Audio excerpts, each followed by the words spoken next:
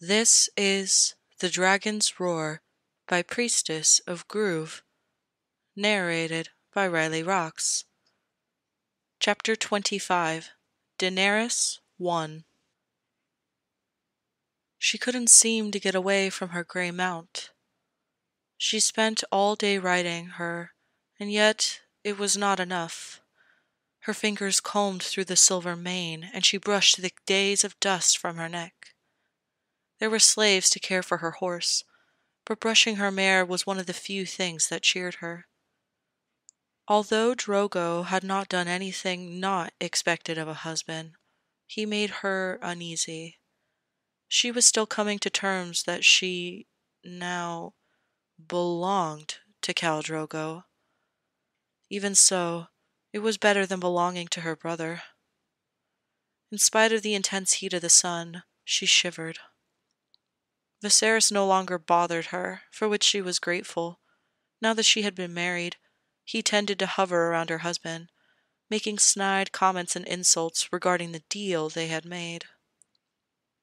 Not for the first time, she wondered if Drogo understood her brother's foul words and merely tolerated him for her sake, or if he was completely ignorant of the matter in which he was spoken.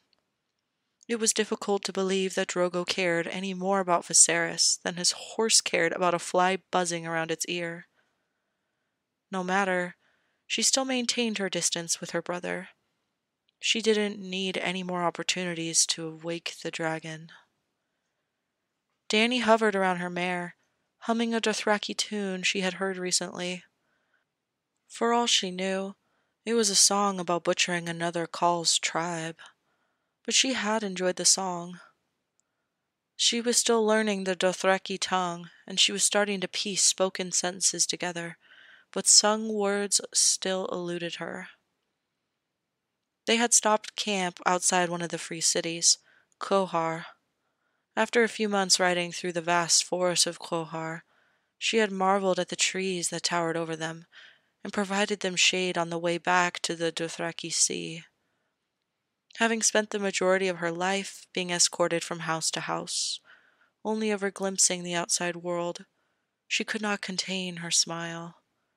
It seemed only now that she had this freedom and protection that she had lacked the whole rest of her life, that she realized how huge and vibrant the world was.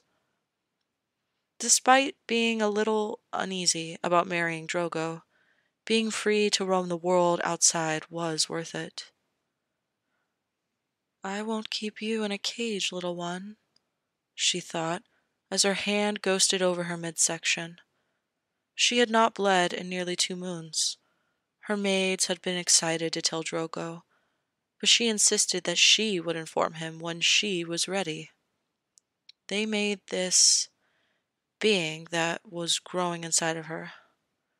She was unsure how she felt about this. She knew, as a woman, that her lot was to provide her husband with heirs, so surely he would be pleased with her now. The crunch of the sand from approaching footsteps startled her from her thoughts, and she turned with a ready smile, only for it to fall as the tangled silver hair of her brother shined in the sun. He smiled at her. It wasn't a smile of love, but one that was cold and cruel. "Sister, are you pleasing your husband?" She stood frozen, clutching her horse's mane. Even her mare sensed the mood and shifted uneasily, though she was too well trained to rear. Viserys grabbed her jaw in a vice, and his grin turned into a snarl. "I asked you a question. You will answer as your king demands. Are you pleasing your husband?" "I think so," she managed to squeak out, her eyes filling with tears. "Then why won't that fucking savage give me the army I demand? It must be you. I want you to go to the Khal and suck his cock until he gives me my army. Do it now, before you wake the dragon." He squeezed her cheeks and then let her go. She trembled for a moment against her mare, trying desperately to not cry. Drogo wouldn't like her tears either, but that's because it would once again put him at odds with her brother. She could tell he did not like the way her brother treated her, and if her brother was going to get his army, then she could not be seen crying by either of them. "Khaleesi!" The old knight Jorah Mormont was running over to them. He stopped short upon seeing Daenerys cowering against her horse and looked pained, but dropped to one knee in front of Viserys. "Your Grace, I have been to Qohar and learned important news from Westeros." "Speak. What is it?" "It seems the usurper, Robert Baratheon, has been overthrown. Lord Eddard Stark's bastard has stepped forward, claiming to be the last true-born son of your brother, Prince Rhaegar Targaryen." Viserys' face went from milky white to a blood red as he trembled with rage. "How can this be? Another false dragon has taken my throne. Explain," he snapped to Jorah Mormont. "The usurper was visiting Lord Stark in Winterfell and elevated him to Hand of the King. There was a mishap. Sir Jaime Lannister and Queen Cersei Lannister were caught having intimate relations. The king condemned them both to death. However, at the executions, Ned Stark's bastard stepped forward and claimed his birthright. He's now known as Aemon Targaryen. He freed Jaime Lannister, and together with Ned Stark, overthrowing King Robert, they're marching on King's Landing as we speak." "My brother had no other children, especially not with that Stark whore. He will pay for this." "He has the North and the Westerlands already on his side, Your Grace, and he's expected to pick up the Riverlands and the Vale with little trouble," Sir Jorah informed.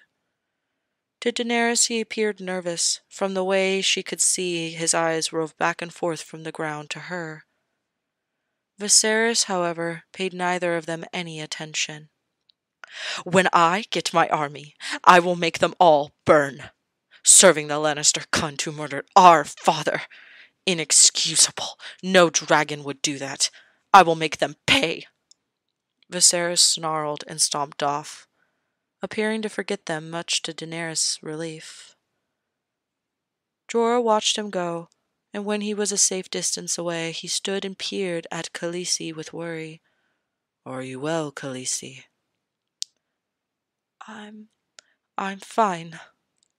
Not quite able to hide her shakiness, not wishing to focus on her situation, she then asked, Weren't you a lord from the north?" Jorah drew his mouth into a firm line, but nodded. "So you knew of the usurper's friend, Lord Stark?" "Aye, I did. I fought with him in the rebellion, and the Ironborn rebellion." "What do you think of his supposed bastard being a Targaryen?" "I saw the boy once. He looked all Stark, so it doesn't surprise me that he is related to Lord Stark. No, the surprise was Stark having a bastard. He's known for being a true, honorable man. He would never break his marriage vows to father a bastard. It's a wonder he was able to hide the boy for so long." "Do you believe he's my brother's son?" "I do not know, Khaleesi. However, I highly doubt Lord Stark would have supported the boy's claim were it not for something drastic. If the Lord Stark says he's his sister's and the prince's, then I believe it. However, word alone won't secure them support for the throne. They must have some other proof to help." "Do you know what the boy's like?" Jorah frowned. "If I'm not mistaken, he'd be about your age. I did not meet him, only saw him in passing when visiting Winterfell. I rather doubt Lord Stark would allow any of his children to act like your brother, Khaleesi." Daenerys felt a small amount of relief. Maybe all Targaryens weren't as temperamental as her brother. "The herbs you requested, Khaleesi. Jorah murmured, handing her a canvas pouch. He then bowed and walked away, throwing one last worried glance at her. Daenerys sighed in relief and pulled open the drawstring pouch. She knew little about pregnancy, but her maids had assured her that certain herbs could be used to ease the morning sickness she was experiencing. Maybe now she might be able to keep her breakfast down. Her hand went to her stomach, once as though to reassure herself of the child's presence, though it was too small to be felt yet. Maybe she would nestle the dragon eggs to her side again.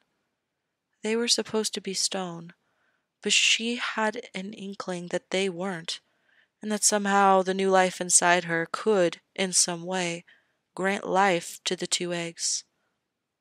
It was a foolish notion, but it didn't hurt to try. She stood and breathed deeply for a moment, collecting herself before striding purposefully to where Drogo had set up their tent. As she walked, she idly wondered about the new king who would call himself Aemon.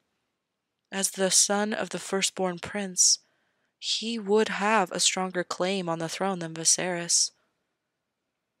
She hoped to meet her nephew someday, but with Viserys at the head of their efforts, she feared she would only meet him as her enemy, and not her family.